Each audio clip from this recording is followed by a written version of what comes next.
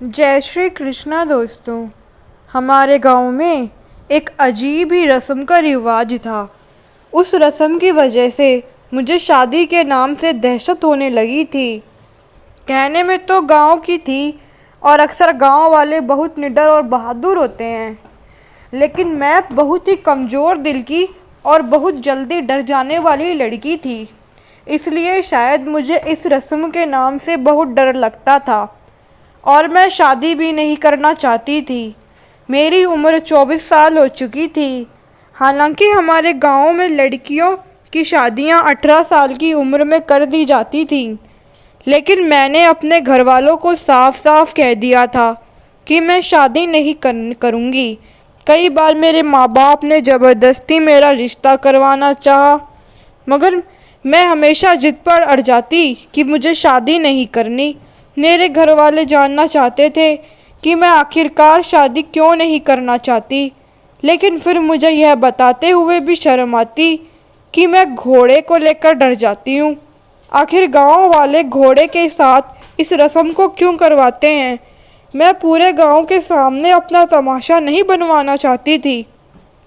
दरअसल ये रस्म हमारे गांव के मुखिया के तरफ से की जाती थी और हमारे गांव का मुखिया इतना सख्त था कि इस रस्म के बगैर शादी की कोई गुंजाइश ही नहीं थी। वह खुद शादी से एक हफ्ता पहले पूरे गांव को इकट्ठा करके दुल्हन से यह रस्म करवाता था और फिर उस रस्म के होने के एक हफ्ते बाद ही लड़की की शादी होती थी। आज तक हमारे गांव में ऐसा नहीं हुआ था कि किसी भी लड़की की इस रस्म को किए बिना शादी हो गई हो। मुझे आज भी अच्छे से याद है, उस समय मैं छोटी थी जब हमारे गांव की एक निर्मला की शादी हुई थी। मैं जिद करके अपने पापा के साथ इस रस्म को देखने के लिए भरे मैदान में चली गई थी। निर्मला दुल्हन बनी हुई अपने पापा के साथ गांव के मैदान तक आई थी। यह रस्म देखने के लिए सिर्फ गांव के मर्द ही जमा होते थे, लेकिन मेरे रोने की वजह से पापा मुझे अपने साथ ले गए। वैसे भी मैं उस समय बहुत छोटी थी, इसलिए किसी ने ऐतराज़ न किया। दुल्हन बनी निर्मला को घोड़े के पास ले जाया गया और फिर रस्म का सिलसिला शुरू हुआ तो निर्मला की चीख पूरे मैदान में गूंजने लगी। घोड़े को भी अच्छी तरह पता था कि इस रस्म को कैसे करना है। घोड़ा अपनी जीभ निकालकर निर्मला की तरफ बढ़ चुका था। अब निर्मला को घोड़े की पीठ पर बिठा दिया और वह घोड़ा निर्मला को लेकर एक जंगल की तरफ को चल दिया। निर्मला का दुपट्टा गिर गया था। उसे कुछ होश ही नहीं था, वह तो बस घोड़े की पीठ पर लदी हुई थी। निर्मला की बिगड़ती हालत देखकर मेरी सांसें रुक गई थी, लेकिन सब लोग ऐसे आनंद उठा रहे थे जैसे कुछ हुआ ही ना हो। मुखिया भी उस समय वहीं थे और इस सारे दृश्य को देखकर आनंदित हो रहे थे। आखिर आनंदित क्यों ना होते, यह सब उनके हुक्म पर ही तो होता था। मुखिया का कहना था, इस तरह गांव की लड़कियों को मर्दों से मोहब्बत करना और उनकी खिदमत करना आ जाता है। साथ ही साथ अगर यह रस्म पूरी होती है तो लड़कियों के ससुराल वाले लड़कियों को बहुत इज्जत और प्यार के साथ रखते हैं। लेकिन यह बात मेरी समझ में बिल्कुल नहीं आती थी। मुझे तो यह रस्म बेकार की लगती थी। भला घोड़े और इंसान का आपस में क्या संबंध? लेकिन इस रस्म का भेद मुझे उस वक्त सामने आया जब मैं खुद इस रस्म का हिस्सा बनी। जब घोड़ा मुझे जंगल में लेकर गया था और फिर उसके बाद जो मेरे साथ हुआ उससे मेरी रूह तक कांप गई। घोड़ा निर्मला को लेकर जंगल की तरफ रवाना हो गया था। पूरा एक दिन और एक रात उसे घोड़े को निर्मला के साथ गुजारना था। सब लोगों को मालूम था कि अब घोड़ा निर्मला को लेकर शाम को ही लौटेगा, इसलिए सारे लोग प्रसन्न भाव से अपने अपने घरों की तरफ लौट गए। किसी को भी निर्मला की परवाह नहीं थी कि वह घोड़ा निर्मला की क्या हालत करेगा। यह रस्म करने के बाद जब घोड़ा लड़कियों को वापस लेकर आता तो उस समय लड़कियां वापसी पर बहुत ही बुरी हालत में होती थी।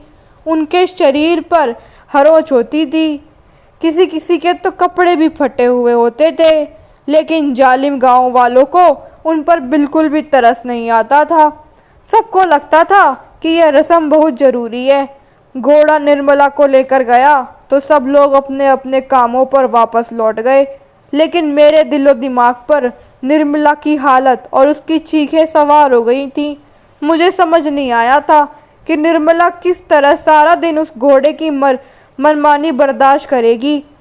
उस दिन के बाद मैं इतना ज़्यादा डर गई कि मैंने फैसला कर लिया कि मैं शादी नहीं करूँगी, क्योंकि मैं खुद को घोड़े के हवाले नहीं कर सकती थी। लेकिन कहते हैं ना कि कभी कभी इंसान जो नहीं चाहता वह भी उसकी किस्मत में लिखा होता है, और शायद शादी मेरी किस्मत का हिस्सा थी, क्योंकि मेरी ज़िंदगी में हर्ष आ गया था। मेरे पापा पिछले कुछ समय से बीमार चल रहे थे। मेरे 2 भाई थे और दोनों ही शहर में काम करते थे, इसलिए हमारे घर गांव की ज़मीनों पर पापा ही काम करते थे। पापा की बढ़ती बीमारी को देखते हुए मैंने फैसला किया कि मैं पापा की जगह खुद अपनी ज़मीन पर काम करूंगी।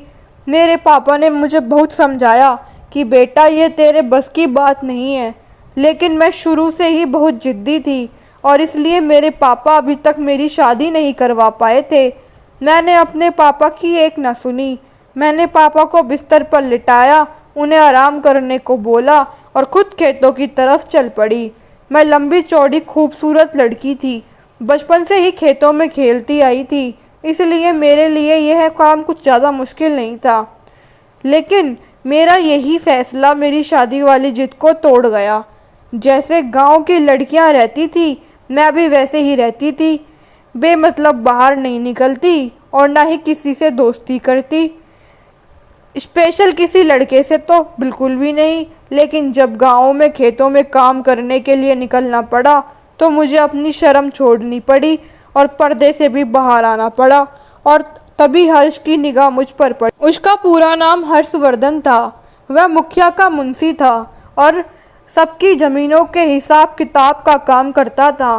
कहने को तो यह ज़मीन हमारी थी, लेकिन मुखिया का हुक्म चलता था और हमारी कमाई का एक अच्छा खासा हिस्सा भी मुखिया के पास ही जाता था। मुझे देखकर हर्ष पलकें झुकाना भूल गया और हैरत से पूछने लगा, तुम कौन हो?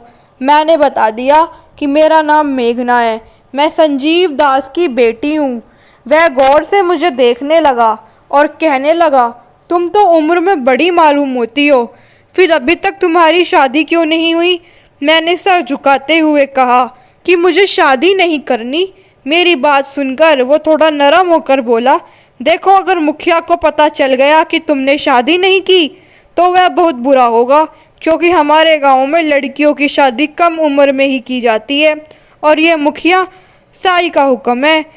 मैं खामोश हो गई, क्योंकि मुझे यह बात अच्छी तरह मालूम थी कि मेरे पापा ने यह बात मुखिया से छुपा कर रखी थी कि मेरी अभी तक शादी नहीं हुई है और मैं 24 साल की हो चुकी हूँ। हर्ष की नज़र मुझ पर जमी हुई थी और ना जाने उसकी नज़रों में ऐसा क्या था कि मैं शर्माकर दोबारा से अपने चेहरे पर चुन्नी डालने लगी। वह कुछ देर तक हिसाब किताब करता रहा और साथ ही साथ उसकी नज़रें मुझ पर जमी हुई थीं, और फिर वह वापस लौट गया ये कहकर कि कल मुझसे मिलने के लिए आएगा। मुझे हर्ष की ये बात बिल्कुल भी समझ नहीं आई कि वह मुझसे दोबारा मिलने क्यों आएगा, जबकि मैं उसे हमारी ज़मीन पर उगे हुए अनाज का सारा हिसाब किताब लिखवा चुकी थी। सारा दिन खेतों में काम करने के बाद जब मैं शाम को लौटी तो खुशी खुशी पापा को बताया कि मैं भी आराम से खेतों में काम कर सकती हूँ। पापा उदासी से कहने लगे, यह तेरा काम नहीं है, मरने से पहले तेरी शादी करके तुझे रुखसत करना चाहता हूँ, लेकिन यह तो तू ही है जो अभी तक मेरी दहलीज पर जमकर बैठी हुई है। शादी का नाम सुनते ही खुद ब खुद मेरी आंखों में हर्ष का चेहरा घूमने लगा, और यह अचानक हुआ था। हर्ष का ख्याल उस समय मेरे दिलो दिमाग में बिल्कुल भी नहीं था, और मैं हैरान थी कि जिस इंसान को मैंने आज पहली बार देखा है, शादी के नाम पर उसकी तस्वीर मेरे दिलो दिमाग में उभर रही थी। मैं अपने ख्यालों को झटक दी, अम्मा के साथ घर के कामों में बिजी हो गई और अगले दिन फिर से खेतों में निकल पड़ी, क्योंकि जब तक पापा की तबीयत ठीक नहीं होती मुझे ही पापा की जगह संभालनी थी। हर्ष दोपहर के वक्त खेतों पर चला आया। उस वक्त यह जगह बिल्कुल वीरान होती थी। वो मेरे साथ ही चारपाई पर बैठ गया और अपने हाथ में पकड़ी कॉपी और कलम को एक तरफ रख दिया। मुझे अब भी समझ नहीं आया था कि वह आज दोबारा क्यों आया है। मेरी तरफ देखते हुए बहुत आराम से कहने लगा, क्या तुम किसी को पसंद करती हो जो अभी तक शादी नहीं की? मैंने झिझकते हुए उसे बता दिया कि मेरी शादी न करने की वजह मुखिया की वह खास रस्म है जिसके साथ शादी से पहले दुल्हन को रस्म करनी पड़ती है। मेरी बात सुनकर वो हैरान रह गया और कहने लगा, इसमें कौन सी बड़ी बात है?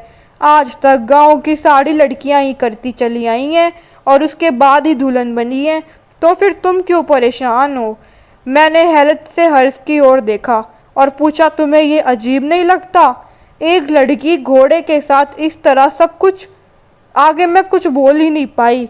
हर्ष कहने लगा, बचपन से ये रस्म देखता चला आया हूँ और गांव के सारे ही लोग इस रस्म को के आदी हो गए हैं। मुखिया साहब बहुत अच्छे इंसान हैं और अगर उन्होंने ये रस्म बनाई है तो यकीनन इसके पीछे कोई खास वजह होगी।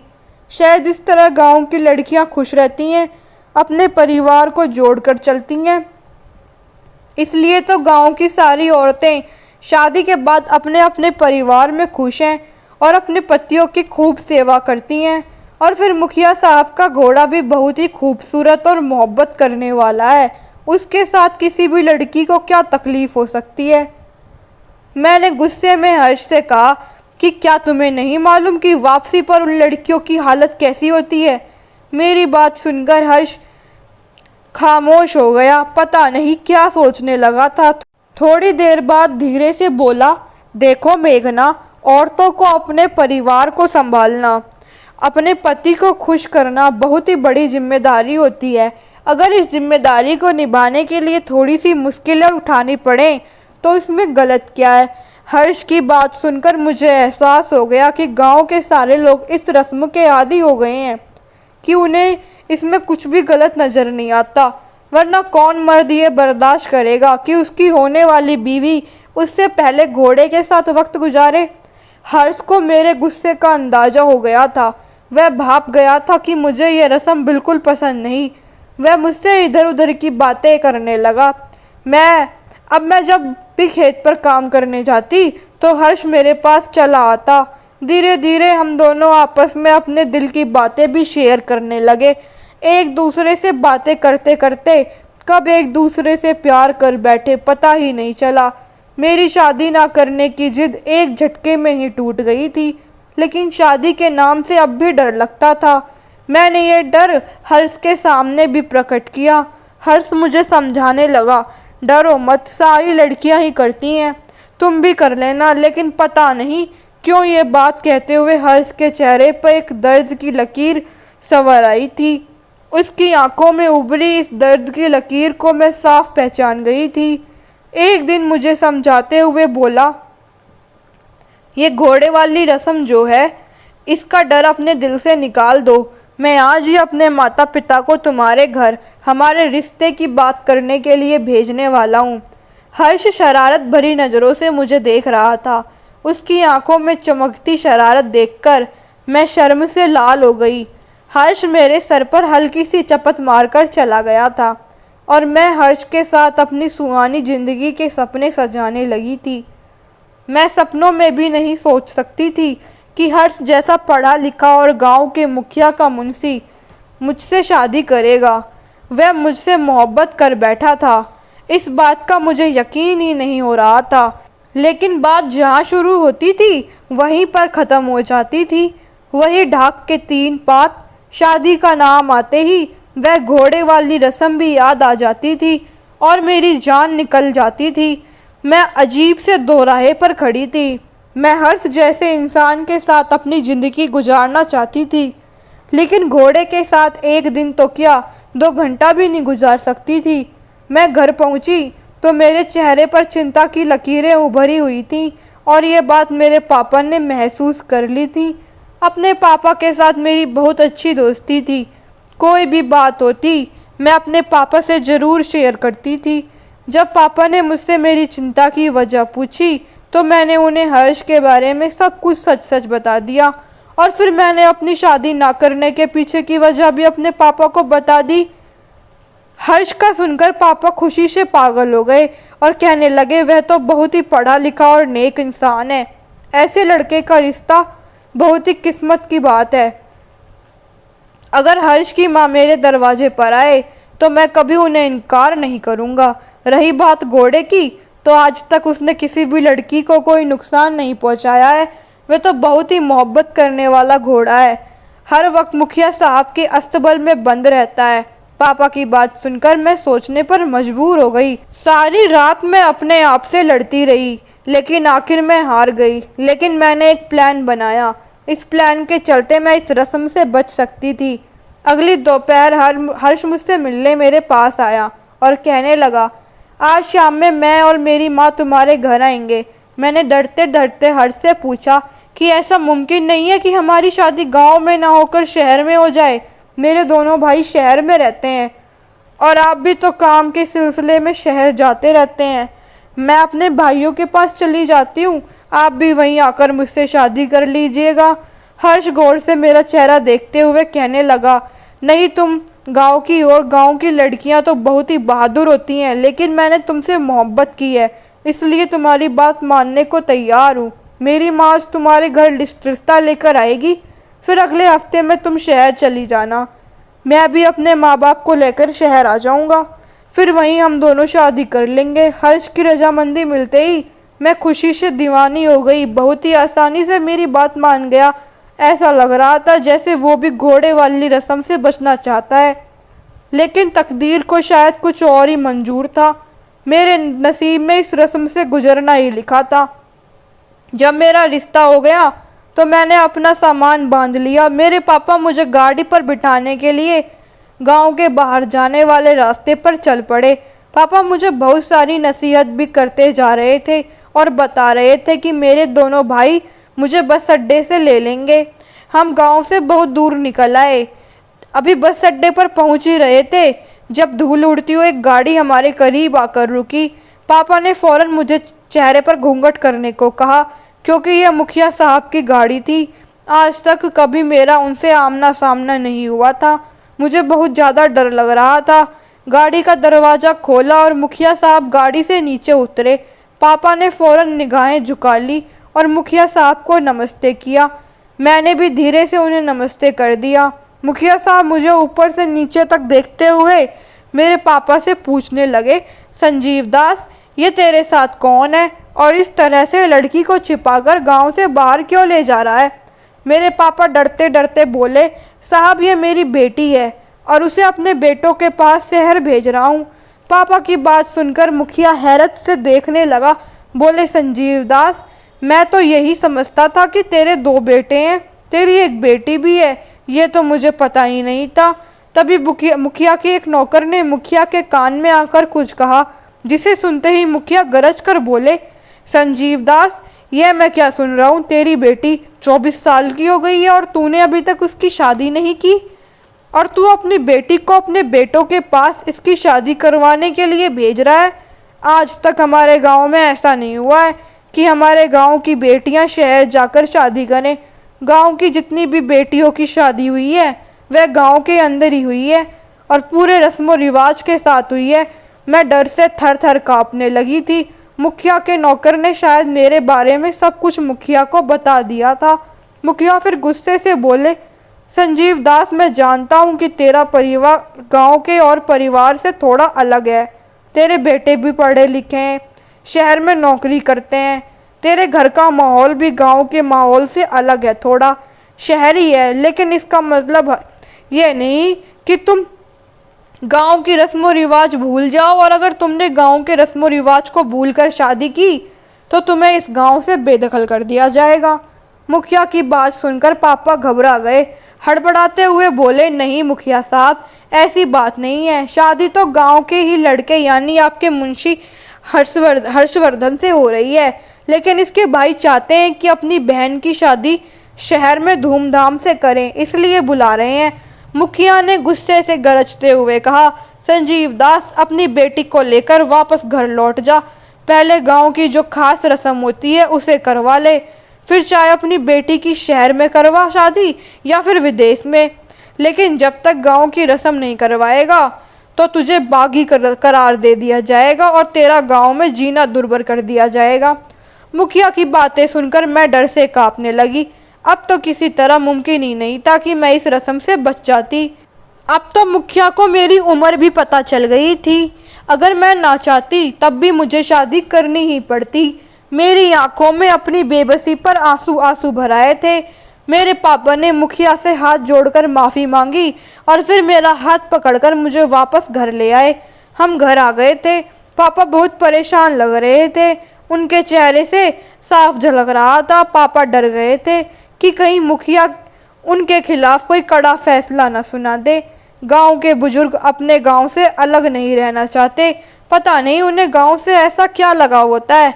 अगर पापा चाहते तो इस गांव से रिश्ता ख़त्म कर देते और हम शहर में जाकर बस सकते थे, लेकिन पापा ने ऐसा नहीं किया, क्योंकि पापा को अपने गांव से, अपने गांव की मिट्टी से बहुत प्यार है। अगर पापा को इस गांव से अलग कर दिया जाता तो शायद वो जिंदा ही ना बच पाते, और यही डर उनके चेहरे पर साफ झलक रहा था। पापा की परेशानी मुझसे देखी नहीं गई और मैं पापा के पैरों में बैठ गई। रोते हुए बोली, पापा आप मेरी वजह से परेशान न हो। मैं शादी भी करूंगी और इस खास रस्म को भी करूंगी। मैं चुपचाप अपने आप को घोड़े के हवाले कर दूंगी, लेकिन पापा मैं आपकी आंखों में आंसू नहीं देख सकती। 2 दिन के बाद मुझे इस रस्म के लिए दुल्हन बनकर मैदान में जाना था। रस्म से 1 दिन पहले हर्ष मेरे पास आया था। कहने लगा, मेघना, मुखिया साहब बहुत नाराज हो रहे थे। कह रहे थे कि तुम मेरे मुंशी होकर भी मुझसे बातें छुपाते हो। तुमने अपनी शादी की बात क्यों छुपाई? मैंने हर्ष से कहा, हर्ष मैंने खुद को इस रस्म के लिए तैयार कर लिया। मेरी आंखों में आंसू आ रहे थे, लेकिन मैं अपने माँ बाप को दुखी नहीं देख सकती थी और ना ही हर्ष को छोड़ सकती थी। मजबूरी में ही सही, मगर रस्म को करने के लिए तैयार थी। हर्ष ने मेरे हाथों को थामते हुए मुझे दिलासा दिया, मेघना तुम बिल्कुल भी मत घबराना। मैं तुमसे वादा करता हूँ कि इस रस्म के दौरान तुम्हें कोई भी नुकसान नहीं पहुँचेगा। अगर तुम अपने हर्ष पर भरोसा करती हो तो तुम बिल्कुल भी मत घबराना, बेफिक्र होकर इस रस्म को करना। हर्ष मुझे विश्वास दिलाकर चला गया, लेकिन मैंने पूरी रात जागते हुए गुजार दी थी। अगले दिन 10 बजे मुझे दुल्हन की तरह सजाया गया। मेरे पापा मुझे लेकर उस मैदान की तरफ चल पड़े जिस मैदान में मैंने पहली बार निर्मला को उस घोड़े की मोहब्बत का शिकार होते देखा था। मैदान में बहुत सारे लोग जमा हो गए थे।